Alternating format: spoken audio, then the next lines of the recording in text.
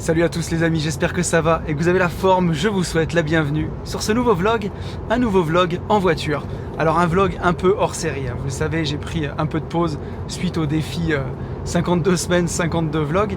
Mais voilà, avec Léna, on est en train de plancher fortement sur le sujet. Et voilà, on va reprendre le nouveau défi 52 semaines, 52 vlogs. On se laisse juste encore un peu de temps parce que voilà, on voudrait faire les choses bien, apporter aussi des petites améliorations, des trucs un peu plus pro. Donc voilà, ça prend son temps, mais je pense que ça va être cool. Donc en tout cas, c'est un grand plaisir de vous retrouver à la cool pour ce vlog. Ça va être vraiment un vlog tranquille. Au départ, le but de ces vlogs, c'était de prendre on va dire le pendant sur les stories Instagram, puisque mon autre façon de publier du contenu, c'est en story Instagram. Le problème, c'est que ça reste 24 heures et ça disparaît. Là, au moins, vous avez le temps de regarder la vidéo, voilà, de prendre du temps. Elle va pas disparaître, elle pourra être vue dans un mois, dans 2 mois, dans 3 mois. C'est du contenu qui va rester. Et même si c'est des vlogs un peu sur l'actualité, sur ce que je fais en ce moment, ça permet au moins voilà, que ce contenu disparaisse pas. C'est ce que je reproche en fait aux réseaux sociaux, c'est de nous pousser à créer du contenu tout le temps, qui disparaît, qui est hyper rapidement obsolète. Et sur YouTube, même si, on va pas se mentir, c'est quand même aussi un peu le cas, j'ai l'impression que c'est moins pire. Et d'ailleurs, on est bientôt 2000 sur la chaîne YouTube. Et ça, c'est chouette, ça me fait vraiment plaisir. Les derniers contenus ont vraiment bien fonctionné. Le vlog de Pologne a explosé. On est presque à 2000 vues maintenant. Donc c'est incroyable. Et voilà, ça fait vraiment plaisir, c'est vraiment cool. Je voulais vous parler de plein de trucs dans cette vidéo.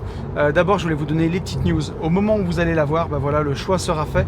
On a nos 8 participants pour le Mastermind Division Foncière. Donc ça, c'est vraiment génial. Au moment où j'enregistre cette vidéo, on a terminé la sélection. Et on est mardi au moment où j'enregistre. Et demain, on va envoyer un mail à tous les participants.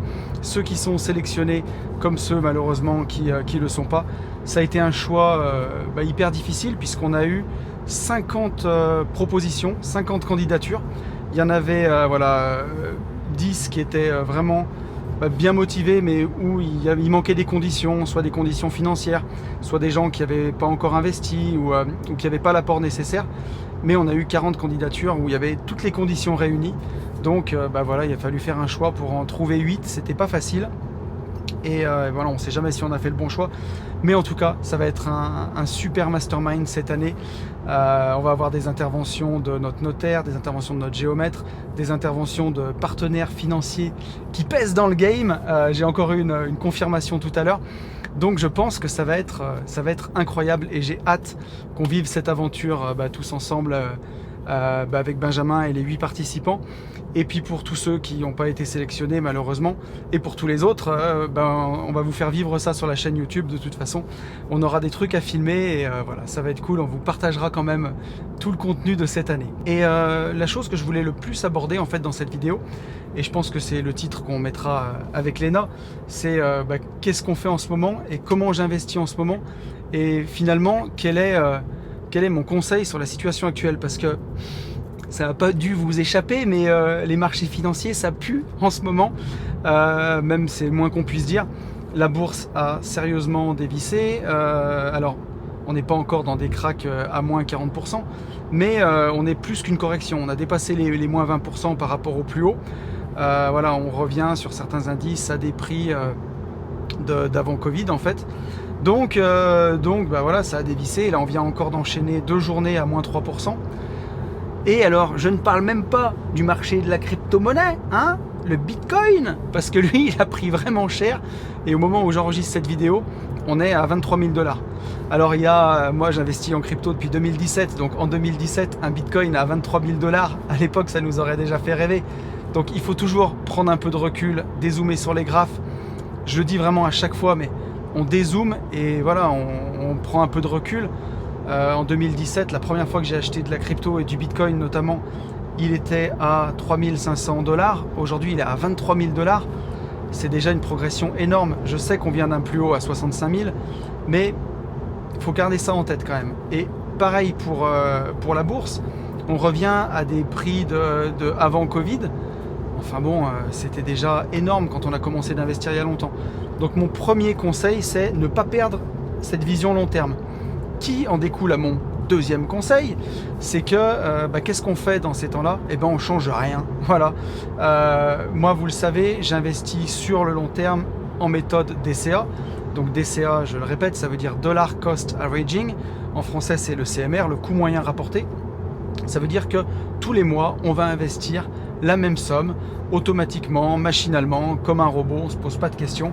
On regarde ce qu'on peut épargner. Ça peut être 100 € par mois, 200 € par mois, 300 € par mois.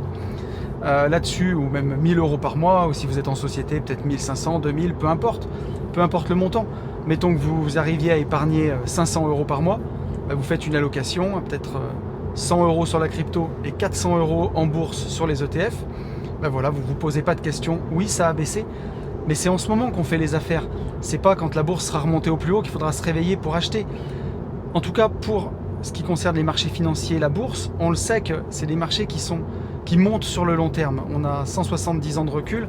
Quand on dézoome sur les graphes et qu'on prend des cycles sur plusieurs années, on le voit que c'est cyclique et que la bourse, sur le long terme, elle monte.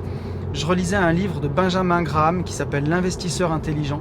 C'est un livre qui date des années 70 et c'est fou. En lisant ce bouquin, je me rends compte qu'on pourrait transposer le discours qu'il a à l'heure actuelle.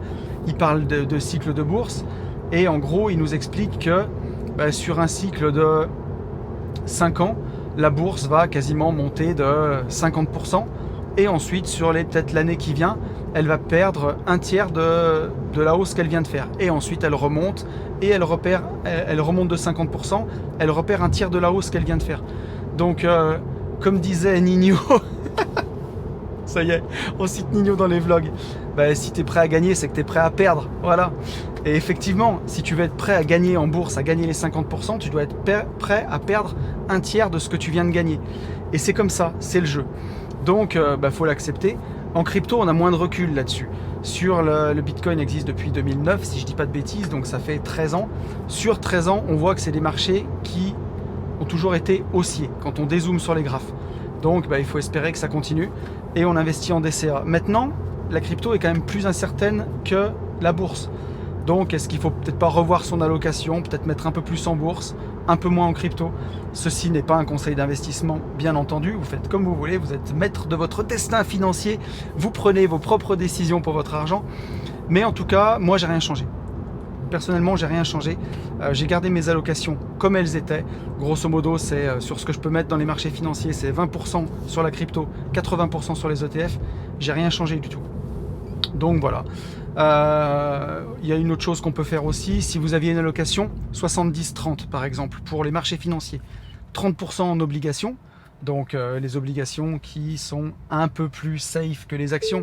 Attention, je prends des gros raccourcis parce que c'est pas une vidéo, c'est pas une masterclass sur l'investissement. Mais si vous aviez 30% en obligations, 70% en actions, avec la PT qu'on vient de prendre, est-ce que ça vaut pas le coup de remonter à 75% d'actions, 25% d'obligations ou 80-20 progressivement, bien entendu, pas du jour au lendemain?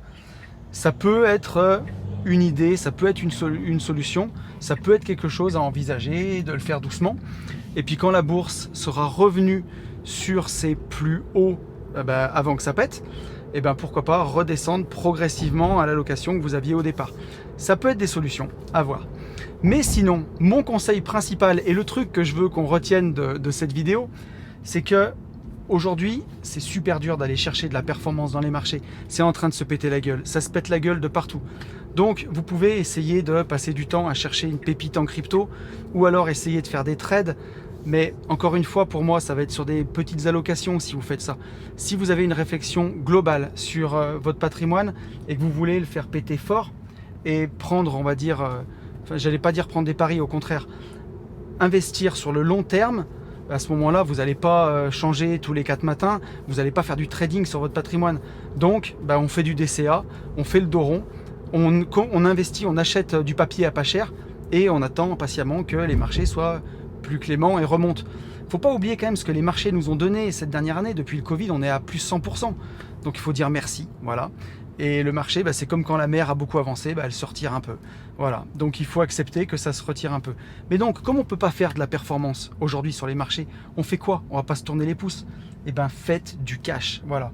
En ce moment, les gens qui vont gagner beaucoup d'argent pendant ces périodes, c'est les gens qui ont du cash. C'est les gens qui soit étaient cash pour X ou Y raison, soit les gens qui ont vendu un bien immobilier avant ou encaissé des plus-values, ou qui ont un business qui marche fort, que ce soit du marchand de biens, un business internet, n'importe quoi. Donc eux vont faire du cash et vont pouvoir l'investir dans le trou là, quand c'est bas. Donc mon conseil, c'est ça. Aujourd'hui, cherchez pas à faire de la performance sur les marchés, c'est compliqué.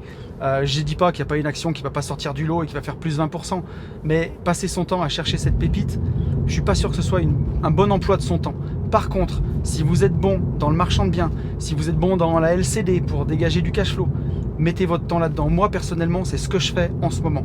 Je passe beaucoup de temps sur les opérations de marchand. C'est aussi pour ça que j'ai un peu moins de temps des fois pour mettre des choses sur les réseaux, parce que voilà, j'ai envie de passer du temps sur les opérations de marchand. J'ai envie d'essayer en ce moment, et pas d'essayer, j'ai envie de faire du gros cash pour pouvoir justement l'investir en bourse. Et c'est ça le but, puisque là, c'est les gens qui seront liquides, c'est les gens qui ont du cash qui vont pouvoir faire la diff. Donc, encore une fois, les revenus passifs, c'est trop cool, c'est de la balle, et c'est ce qu'on veut pour remplir le frigo en automatique. Mais ça doit nous permettre de nous dégager du temps pour... avec le temps qu'on a, forcément qu'on va en profiter. Moi aussi, je prends une semaine de vacances par mois, vous inquiétez pas, je profite. Mais les 3 semaines où je suis là, c'est pour charbonner, c'est pour faire du gros cash en marchand de biens, du gros cash avec la LCD, avec un business en ligne, avec ce que vous voulez en tout cas, avec là où vous êtes bon en fait, quand vous échangez votre temps contre de l'argent concrètement. Même si bien sûr on le fait avec des effets de levier, on le fait ça intelligemment, mais l'idée c'est ça, c'est quand il n'y a pas de performance sur les marchés, plutôt que d'aller essayer de chercher la pépite comme ça, concentrez-vous sur ce que vous savez faire, faites du cash, et ce cash, investissez-le dans les marchés pendant qu'ils sont bas. Voilà mon conseil du jour. Je vous souhaite une très bonne journée, j'ai fini, j'ai déjà encore trop parlé, et en plus j'arrive à mon rendez-vous. Donc je vous souhaite une très bonne journée, une très bonne fin de journée, un très bon week-end, peu importe au moment où vous écoutez ce podcast. Merci encore pour toutes les écoutes, merci pour les écoutes du dernier podcast avec Nico, notre hôte de Pologne. Merci pour tous vos retours, ça me fait chaud au cœur, ça me fait très très plaisir. Je vous souhaite un très bon moment, vous pouvez liker, vous abonner, partager, ça fait plaisir, on est bientôt 2000 sur la chaîne. Un grand merci à vous tous, à très vite, salut.